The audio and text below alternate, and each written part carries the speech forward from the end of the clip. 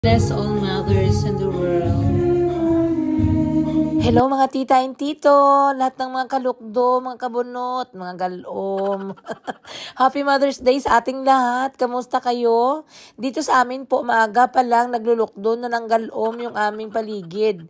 Oh, so foggy talaga, zero visibility, agang-aga pa. Morning pa lang, narinig ko na yung mga busina ng mga barko. Hindi siguro sila magkita-kita. Sabi siguro na malaking barko, andito ako, andyan ka ba?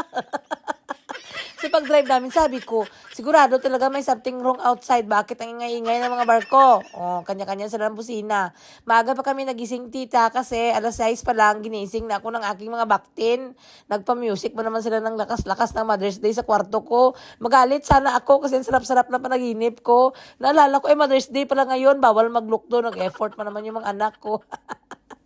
So, nagising kami ng umaga, tita, kasi magbiyahe kami. Papunta kami doon kay Lola. Magbisita kami kay Lola na puti. O, nagbili kami ng flowers, tsaka yung chocolate pang bigay namin sa kanya. Tapos, magkita-kita kami doon ng aming ibang mga family. Mag-absent muna kami dito sa simba, sa sarili naming simbahan, tita. Masarap sana ang kainan ngayon kasi Mother's Day, di ba? Pero, i-priority muna namin dito si Lola na puti sa isang town. Dito kami na magsimba, alas 10 ng umaga. Tapos, kailangan naming umuwi ng before mag-12. Kaya mag-work man si Uncle. Kasi nga, hindi tayo mayaman. Hampas, ulap lang tayo. May mga bills tayo na babayaran. So, since maaga pa naman, inikot-ikot namin muna si Lola. Hindi lang namin siya pinalakad eh. Ginkarga namin siya sa may 2 gulong para hindi siya magikapoy, maglakad-lakad. At saka maikot niya din ang town eh. Tapos ako, nagasunod-sunod ako sa kanila. Ako yung driver para in case na time na magpunta kami sa simbahan, ay for the go ang mga people. Tapos, doon na kami nagkita-kita sa simbahan ng aming mga relatives eh. Si sister-in-law ko. 3 lang naman yan sila magkakapatid, 2 babae, pero yung isa medyo malayo. Kaya yung isa lang ang nandito, tapos may mga 2 anak, mga malalaki na din. Okay. So, yung simbahan namin dito, tita, maliit lang sa maliit na town, no? Parang it reminds me of JKK namin doon sa amin sa sitio ba? O, maliit lang din.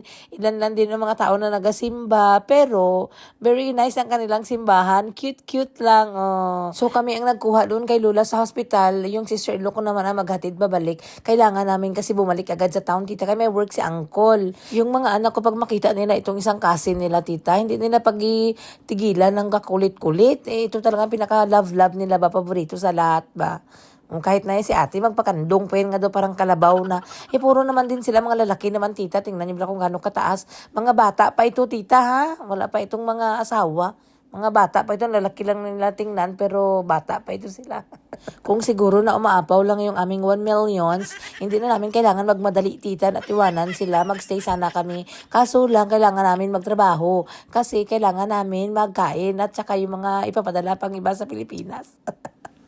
Pauwi kami ngayong araw, tita. Feeling ko nagalutang ako sa clouds.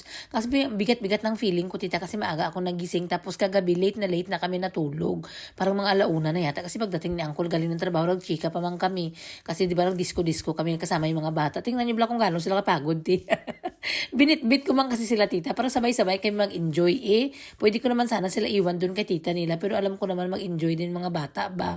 Oh. So pagdating namin sa town, gindrap namin si daddy ba. Nagnanga si Astrid. Oy, gutom na ako, tita. Sabi ko, hindi ko na kaya magluto. Gusto ko nang kumain ng mainit. Basta nag-order kami ng sabaw dito sa may noodle bento. O, ayan. So, ito yung kaganapan kaninang morning. Bakit ilang oras lang talaga ang tulog ko? Kasi alas 6 pa lang, tita. Nagpa-music si ate ng pinakalakas. Doon sa kwarto ko para magising ako.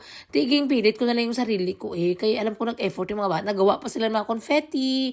O pati yung card ni ate ay handmade pa talaga yan. Sariling gawa niya yan. Tingnan nyo bala kung gaano ka-creative si ate. Pag open mo ng card, mag-open yung petals ng flowers. Oh, tapos may mga pabitin-bitin pa sila maginawa nila dyan. Tapos may mga note pa. Sabi daw, hindi daw nila ako bigyan ng maraming stress today. Pero doon sa simbahan kanina, te. Nakuratan ko na mga matatanda doon sa simbahan, tita. Kay binuksan ba naman ni ate yung bote? Kinuha niya yung label, tiba. Ang lakas-lakas ng ingay. Nakuratan ko din matanda sa harap namin. Tapos si Ashrid naman gumawa ng kanyang card galing doon sa school nila. 14 years old pa lang ang edad ko dito sa card ni Astrid, te. Tagay-tagay kami maaga pa eh. Sarap-sarap pa sana matulog, tita. Pero kagabi pa lang alam ko nag-effort na yung mga anak ko ng arrange ba. Kaya dapat magpasalamat din tayo eh. Para next time magawa pa sila. Tsaka may mga pera na sana next time. Pagkagising ko ngayong gabi, tita, nabudol na naman ako ng kabayo na pula, ti, oh. Ito yung mga scammer sa Gcash, ti. Ambot na lang. Lagi lang nila ako na ibubudol nito.